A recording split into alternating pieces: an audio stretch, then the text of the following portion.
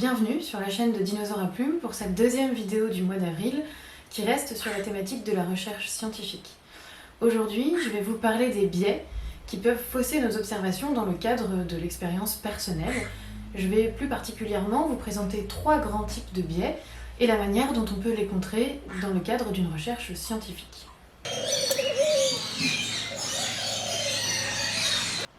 Le premier biais, c'est le biais de recrutement. Quand on s'intéresse à une population donnée, il est rare que nos observations puissent porter sur l'intégralité de cette population. À moins d'être chercheur en big data dans l'industrie pharmaceutique et d'avoir accès à l'intégralité des données de la sécurité sociale. Si, c'est possible, je vous l'assure. Il va donc falloir qu'on sélectionne un échantillon sur lequel vont porter nos observations.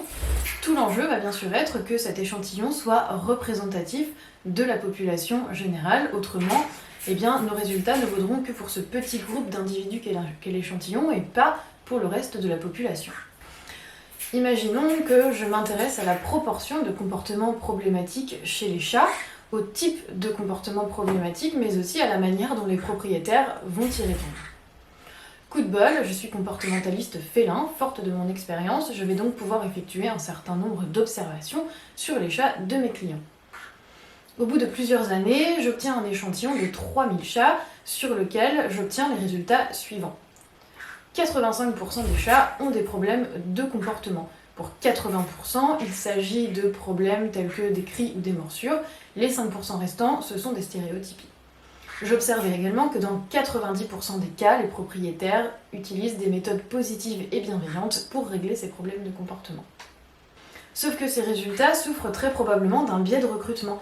De par ma profession même, je risque de ne pas pouvoir généraliser les résultats de mon échantillon à la population générale des chats. Premièrement, je vais être confrontée à énormément de chats qui ont des problèmes de comportement. De fait, les propriétaires qui n'ont pas de problème avec leurs chats ne vont pas faire appel à moi. Il est donc probable que dans mon échantillon, j'ai une population de chats avec problèmes de comportement plus importante que dans la population générale. On peut aussi imaginer que les propriétaires qui vont faire appel à moi sont essentiellement confrontés à des problèmes très dérangeants du type des miaulements ou des morsures, mais que des problèmes plus silencieux comme les stéréotypies vont susciter moins d'intérêt. Les comportements type stéréotypie vont donc peut-être être sous-représentés dans mon échantillon par rapport à la population générale. Troisièmement, on peut supposer que les gens qui font appel à moi sont au départ plutôt concernés par le bien-être de leur animal et que nécessairement ils vont mettre en place davantage de méthodes positives et bienveillantes. Ça ne veut pas dire que la majorité des gens qui ont des chats vont mettre en place ce type de méthode pour essayer de régler les problèmes de comportement. Dans le cadre d'une démarche scientifique, on peut mettre en place différentes choses pour contrer ce biais. L'idéal, c'est bien sûr d'avoir un échantillon qui respecte au maximum les proportions qu'on va retrouver dans la population générale. Si ce n'est pas possible, ça n'invalide pas nécessairement les résultats et ça ne veut pas dire que la méthodologie est bancale, simplement, il faut l'indiquer dans nos statistiques afin que ça puisse être pris en compte au niveau des résultats. Enfin, dans un certain nombre de cas, il est important d'avoir ce qu'on appelle une population contrôle. La population contrôle, c'est la population neutre, le groupe de base à partir duquel on va faire un comparatif. Par exemple, si je m'intéresse au pourcentage de chats qui montrent des stéréotypies parmi ceux qui ont des problèmes de comportement, ça serait mieux que je puisse comparer à un groupe de chats qui n'a pas de problème de comportement. Comme ça, je peux voir quelle est la différence de pourcentage de stéréotypies entre les chats qui ont des problèmes de comportement et ceux qui n'en ont pas. Le deuxième type de biais qu'on va rencontrer, ce sont les biais environnementaux. Et ils sont très nombreux, que ce soit dans les observations en milieu naturel ou en laboratoire. Ça peut être par exemple l'hygrométrie, la luminosité, le moment de la journée ou de la semaine, mais aussi des éléments tout bêtes. Par exemple, on vient de passer l'aspirateur dans la volière des oiseaux ou on vient d'emmener un oiseau chez le vétérinaire, et bien ça va avoir une influence sur les observations qu'on va faire juste après. Ce qu'il est important de retenir, c'est que vous ne pouvez pas maîtriser tous les paramètres, c'est impossible. Vous ne pouvez pas contrôler la météo par exemple. Mais en revanche, ce qu'on peut faire, c'est bien les identifier avant d'observer et ensuite, au moment du recueil des données, on note également ce qu'il en est de nos paramètres. Ensuite, au moment des statistiques, on prend tout ça en compte. On va par exemple demander à notre outil statistique si le jour de la semaine a une influence sur nos résultats. Dans certaines de nos études, on a par exemple observé qu'il y avait un effet du moment de la journée sur nos résultats. Ça ne les invalide pas, simplement il faut le préciser dans notre article scientifique. Le troisième type de biais dont je vais vous parler ici, ce sont les biais cognitifs.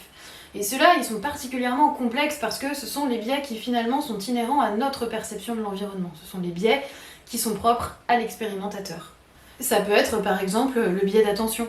On ne peut pas être attentif à tout le temps, c'est impossible. On ne peut pas être attentif à tous les comportements de 15 ou 20 oiseaux sur l'ensemble de la journée. Alors ce qu'on peut faire pour limiter ça, c'est déjà de cibler les comportements auxquels on s'intéresse. Ça peut nous permettre de restreindre nos observations et donc de limiter les failles attentionnelles. On peut également enregistrer nos observations, ça nous permet ensuite de nous repasser le film et de le regarder au moment où on est le plus effectif. On va peut-être éviter par exemple de faire ça juste au moment de la digestion après le repas. Le film, ça permet aussi éventuellement de revenir en arrière et de se repasser une action si on a l'impression d'avoir raté quelque chose.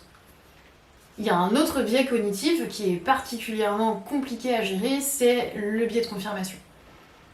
Le biais de confirmation, c'est le fait de ne garder que les informations qui vont dans le sens de nos idées et d'éluder les autres. Je suis sûre que si je vous dis ça, vous allez penser « Ah, moi je connais des tas de gens qui ont des biais de confirmation » et c'est vrai.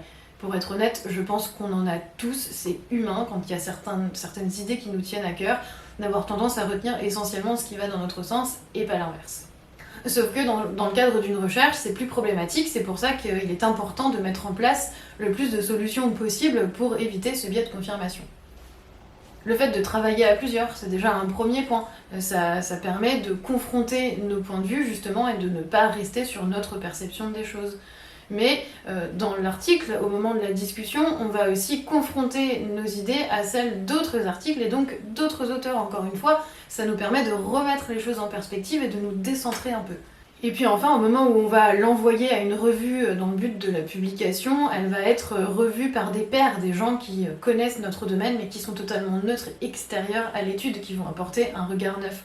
C'est très important et ça va permettre justement d'identifier s'il y a des biais de confirmation qui se sont mis en place au moment de l'étude. On peut imaginer qu'au moment où l'étude est publiée dans la revue, on a donc bien limité tout ça. Merci de m'avoir regardé jusque-là. Si cette vidéo vous a plu, n'hésitez pas à liker. Vous pouvez aussi vous abonner à la chaîne YouTube, à la page Facebook, sur Instagram ou aller faire un tour sur le blog. Et je vous dis à bientôt pour une prochaine vidéo.